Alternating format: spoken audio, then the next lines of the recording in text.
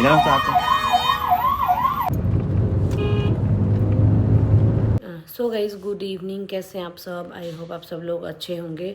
हम तो फ़िलहाल अच्छे नहीं हैं इस टाइम। पापा जो हैं वो बीमार हो गए हैं बहुत ज़्यादा। आप सबको तो पता ही है, मैंने पहले भी वीडियोस में बताया है कि पापा और मम्मी दोनों ही हार्ट पेशेंट हैं और इनका बहुत ज़्यादा ख्याल रखना पड़ता है। पापा की 2 बारी ऑलरेडी सर्जरी हो चुकी है और ये तीसरा अटैक है पापा को, वो भी पैरालाइज अटैक। तो गाइस आपको तो पता है कि कुछ टाइम से हमारे साथ कुछ अच्छा नहीं हो रहा है। पापा मेरे काफ़ी बीमार हो गए थे, तो उनको पैरालाइज जो अटैक है उस मतलब वही हुआ था, मतलब हल्का सा छुआ है तो छुआ नहीं था, मतलब हुआ काफ़ी था बट वो सेफ हो गए। सेफ हो गए। तो पहले तो मेरे को मम्मी का फ़ोन आया कि पापा का एक्सीडेंट हो गया, कोई ट्रक ने मार दिया है। क्योंकि जो पापा से बोला नहीं जा रहा था, उनका जीभ ना लटपटा रहा था, तो उन्होंने बोला होगा मेरे को अटैक आ गया। तो मम्मी ने सुन लिया, ट्रक ने वो किया, तो मम्मी काफ़ी ज़्यादा रो भी रहे थे। तो आंटी ने कॉल किया था मुझे। तो बहुत ज़्यादा मतलब रो के वो कर रहे थे। तो उसके बाद जैसे ही मैंने सुना, मैं तो वहाँ पे शॉक हो गया, मेरे से तो हिला भी नहीं गया। ये हुआ क्या हुआ, ट्रक ने मार दिया। तो एक तो मिल भी नहीं रहे थे, नीरू का कॉल आया पापा मिल नहीं रहे, हम इधर उधर कर रहे हैं। उसके बाद जैसे तैसे मैं चलो वो करके हॉस्पिटल पहुंचा। वहाँ पे जो भी डॉक्यूमेंट का काम करना था, तो डॉक्यूमेंट भी नहीं थे हमारे पास। ये हमेशा ही मतलब रूटीन चेकअप के लिए नीरू ही जाती है ज़्यादातर हॉस्पिटल में। है तो कभी ज़्यादातर गया भी नहीं हूँ।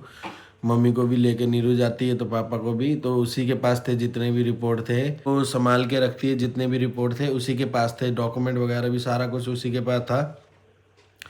तो उस टाइम रास्ते में इतना ज़्यादा ट्रैफिक था। नीरू ने एक उस अच्छा दिन पता ट्रैफिक क्यों था? क्योंकि छठ पूजा था। छठ पूजा भी था और ट्रैफिक होता भी है उस टाइम पे वहाँ पे। अच्छा। तो नीरू ने एक अच्छा काम ये किया कि अपना कार छोड़ के किसी को बोल के वो उसमें आ गई, बाइक में आ गई, ताकि टाइम वेस्ट ना हो, ट्रैफिक में ना फंसे। तो मैं भी पहुंचा और नीरू भी पहुंची। तो मेरे से तो कुछ ज़्यादा वहाँ पे देखा भी नहीं गया। पापा को देख के जो भी डॉक्यूमेंट का काम था मैंने फटाफट डॉक्यूमेंट के काम कराए। उसके बाद जो भी काम था नीरू ने किया, एम्बुलेंस में जाना, डॉक्टर से मिलना। जैसे ही वो हॉस्पिटल पहुंचे 10 मिनट बाद मेरे को कॉल आ गया कि ये हॉस्पिटल में तो बेड खाली नहीं है। तो डॉक्टर ने स्पेशल हमें उस हॉस्पिटल में रेफ़र इसलिए किया था क्योंकि वहीं पे कार्डियो और न्यूरो का दोनों का इलाज वहीं पे होना था। पर उन्होंने कहा कि यहाँ पे इमरजेंसी और आईसीयू के बेड खाली नहीं है, आपको किसी और में लेके जाना पड़ेगा। तो नीरू के जो कोई नॉन में था उसने उनको मेरे कॉल फ्रेंड के किया, हस्बैंड थे। फ्रेंड के हस्बैंड को कॉल किया।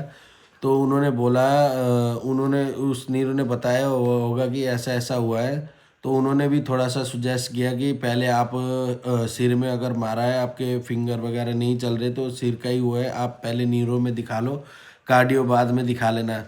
तो उसका कॉल आया कि यहाँ पे बेड खाली नहीं है। इतने में मैं पहुँच तो मैं गया था वहाँ पे, बात नीरू ने करके मतलब बाहर निकल रही थी।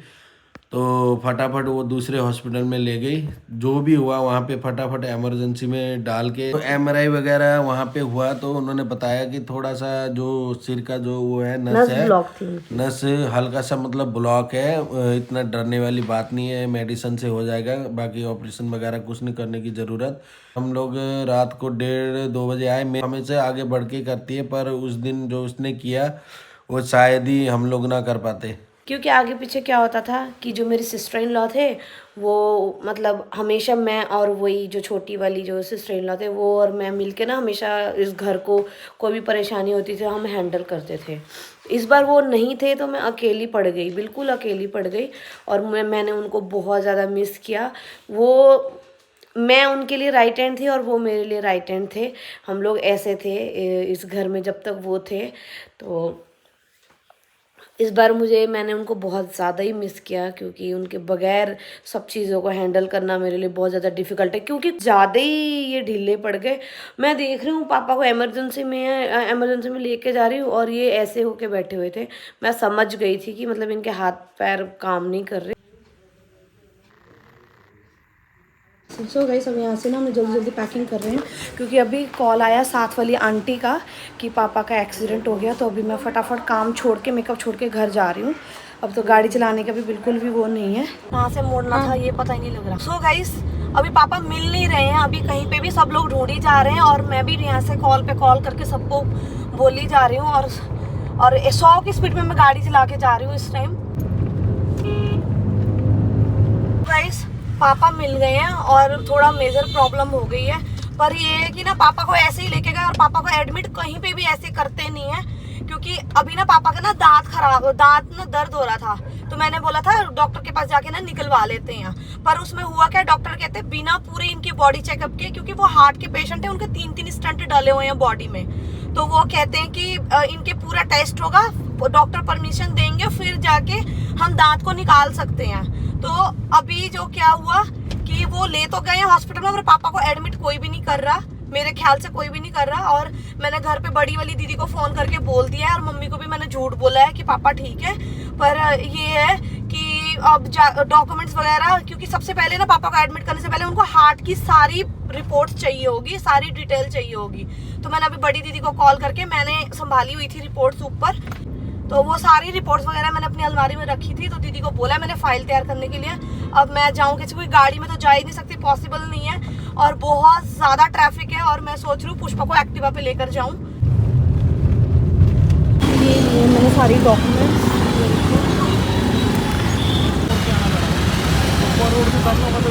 अब मैं लेकर जा रही हूँ फटाफट से डॉक्यूमेंट्स।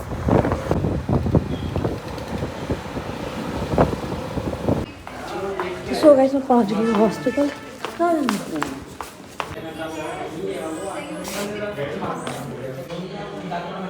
कुलचा कोई नहीं। सो गाइस ये ना एडमिट ही नहीं कर रहे हैं अभी तक, जनक डॉक्यूमेंट्स कंप्लीट कर रहे हैं अभी।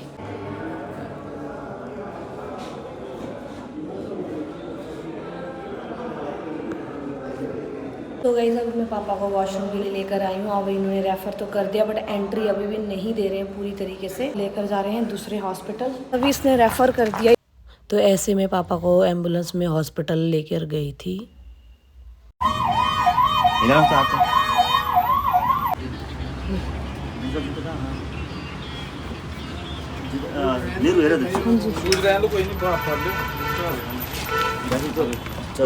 उनको वॉशरूम लगी है।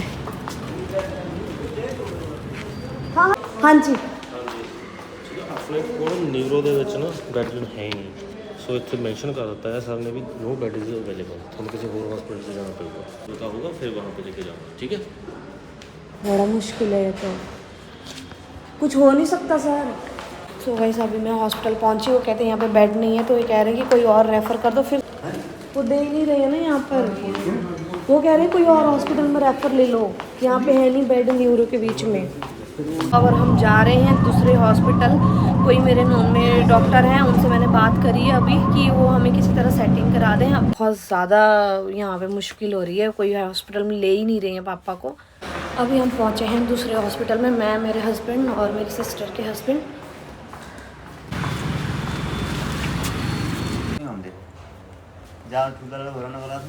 तो गाइस कहीं पे भी पापा को ले नहीं रहे थे, तो यहाँ पे मेरे क्लाइंट थे, उनसे मैंने रिक्वेस्ट करके सिचुएशन कंट्रोल करने के लिए इस हॉस्पिटल में लाई हूँ। यहाँ पे ब्रेन का सब टेस्ट वगैरह सब होगा, फिर मैं जैसे एक सिचुएशन कंट्रोल में होगा तो मैं फिर से कोई और हॉस्पिटल में कराऊँगी।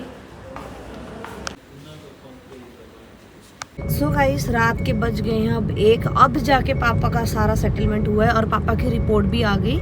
और जो पापा को जो प्रॉब्लम हुई थी वो ना ये दिमाग के ना थोड़ा सा वो नस ब्लॉक हो गई थी, जिसकी वजह से पापा को पैरालाइज का अटैक आया।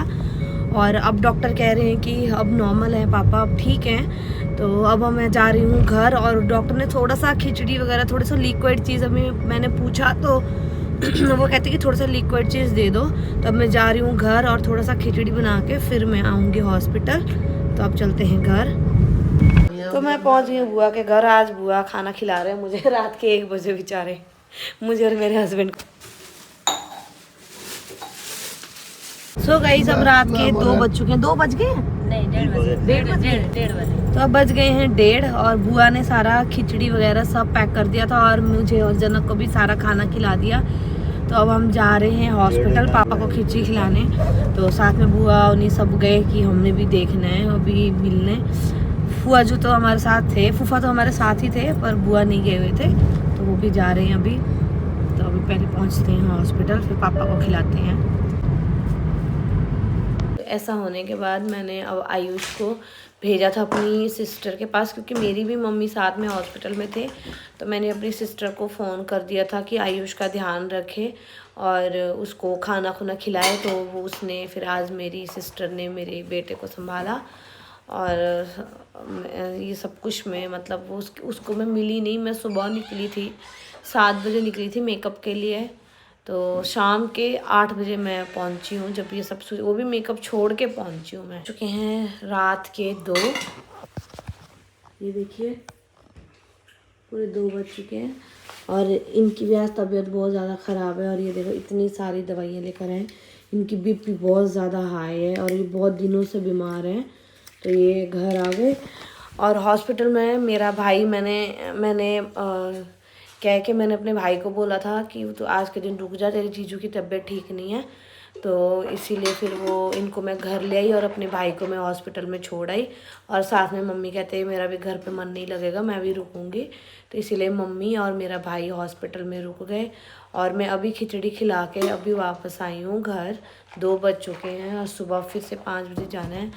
तो आई होप गाइस, अच्छा तो क्या ही लगेगा इस वीडियो में, पर आप सब पापा के लिए दुआ करना और बहुत सारी उनके लिए प्रार्थना करना कि वो जल्द से जल्द ठीक हों। तो मिलते हैं अब नेक्स्ट वीडियो में। Bye bye, good night.